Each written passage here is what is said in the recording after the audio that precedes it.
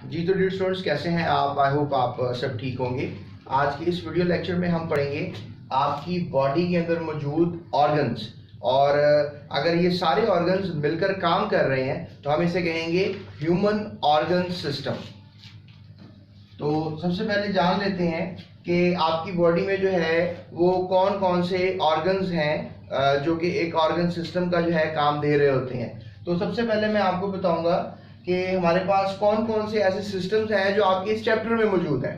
होते तो बहुत से हैं, तकरीबन कोई 17 से 18 सिस्टम्स हमारी बॉडी में काम कर रहे होते हैं, लेकिन हम उन सिस्टम्स के बारे में पढ़ेंगे जो कि इस चैप्टर में मौजूद है।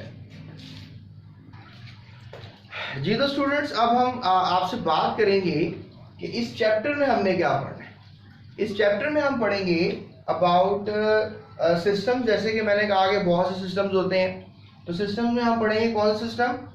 Nervous system. और इसके अलावा आपकी बुक में एक और सिस्टम गिवन है which is called as excretory system. ठीक है, दूसरे का क्या नाम है? Excretory system. तो यानी हमने दो सिस्टम्स के बारे में फिलहाल आपकी इस किताब में चैप्टर 1 ह्यूमन ऑर्गन सिस्टम, इसमें हमने सिर्फ दो सिस्टम पढ़ने हैं। तकरीबन मैंने आपको बताए हैं 17 से 18, मतलब मुख्तलिफ जानदारों में बहुत सिस्टम्स होते हैं, लेकिन अगर ह्यूमंस की सिर्फ बात करें तो फिर 7 से 8 सिस्टम होते हैं, इवन 9 भी होते हैं। तो आप कमेंट्स करके मुझे बता सकते हैं कि कितने होते हैं, कौन कौन से होते हैं। तो मैंने आपको बता दिए, ठीक है, जैसे कि नर्वस सिस्टम और एक्सक्रीटरी सिस्टम। अब हमारे पास जो नर्वस सिस्टम होता है, ये भी मतलब कह लें कि एक बड़ा यूनिट है, इसके अंदर भी सिस्टम काम कर रहे होते हैं। यू कैन से दैट कि सेंट्रल नर्वस सिस्टम और पेरिफेरल नर्वस सिस्टम, जो CNS और PNS कहते हैं। अब ये जो सेंट्रल नर्वस सिस्टम है, पेरिफेरल सिस्टम है, नो डाउट हमारी बॉडी में बेसिकली सिस्टम सेल्स मिलकर बनाते हैं। हमारी बॉडी में आप कह लें कि तकरीबन 200 किस्म के सेल्स हैं ह्यूमन बॉडी में। तादाद तो ट्रिलियंस में है, लेकिन इनकी जो किस्में हैं, इनकी जो डिफरेंट शक्लें हैं, वो 200 किस्में हैं, 200 टाइप्स।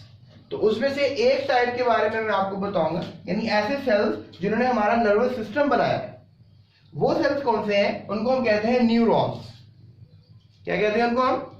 न्यूरॉन्स। और न्यूरॉन्स में हमारे पास फिर किस्में आ जाती हैं, मतलब न्यूरॉन्स की भी आगे से किस्में हैं, जिनमें मोटर न्यूरॉन्स, आप सोच रहे होंगे किस तरह के दिखते होंगे, तो इसकी हम शेप बनाएंगे, ठीक है, आने वाली क्लास में। Inter neurons, sensory neurons. उसके बाद मैं आपको एक और बात बता चलूं कि आप एक टर्म और पढ़ोगे विच इज नर्व।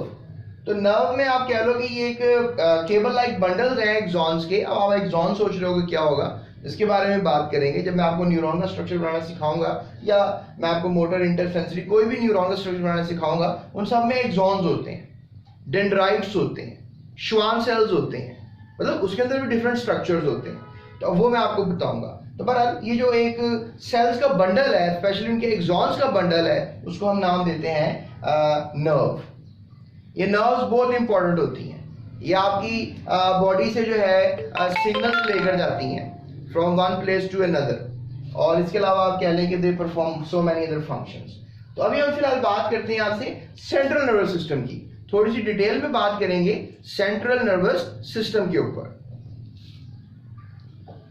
तो स्टूडेंट्स, अब हम बात करेंगे सेंट्रल नर्वस सिस्टम की। पेरिफेरल के बारे में भी बात होगी, अब जब इसके ऊपर लेक्चर दिया जाएगा इस पर बात करेंगे।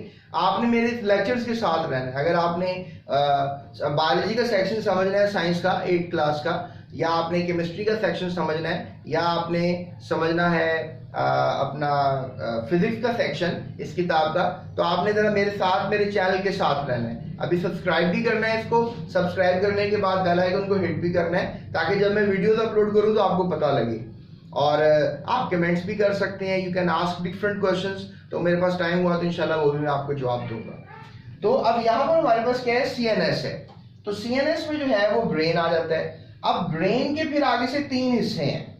ब्रेन में एक हमारे पास फोर ब्रेन आ जाता है, मिड ब्रेन आ जाता है, और फिर हाइंड ब्रेन आ जाता है। तो लिहाजा ये हमारे पास क्या है? हमारा ब्रेन। यानी ब्रेन के भी मुख्तलिफ हिस्से हैं। हम ब्रेन का स्ट्रक्चर भी बनाएंगे और उसको भी स्टडी करने की कोशिश करेंगे। फिर स्टूडेंट्स हम बात करेंगे स्पाइनल कर्व की, यानी जो CNS है, सेंट्रल सिस्टम है, जैसे मैंने आपको बताया कि नर्वस सिस्टम सेंट्रल सिस्टम पर और पेरिफेरल सिस्टम पर डिपेंड करता है। तो हमारे पास यहाँ पर जो CNS है वो ब्रेन पर और किस पर डिपेंड करता है, स्पाइनल कर्ड पर। तो यानी ब्रेन भी होता है और स्पाइनल कर्ड भी होता है। तो ये हमारे पास एक सिस्टम है जो हमने इसकी डिटेल में स्टडी करनी है इस चैप्टर में, ठीक है। क्या नाम है चैप्टर का, human organ system.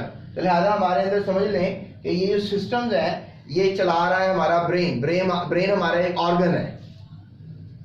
Nervous system हमारा जो ब्रेन है उसको कौन चला रहा है, नर्वस सिस्टम। अब नर्वस सिस्टम ना हो तो हमारा ब्रेन काम नहीं करेगा, उसके सेल्स खराब हो जाए तो हमारा, आपने देखा ना उन कुछ लोग उनको बेचारों को समझ में नहीं आती है, जिनको हम कहते हैं कि पागल हो गए हैं या वटेवर, उनके ब्रेन का मेल फंक्शन हो जाता है, उनका ब्रेन काम नहीं करता तो बॉडी के हिस्से कंट्रोल नहीं रहते या कुछ इस तरह की प्रॉब्लम उनको आती हैं।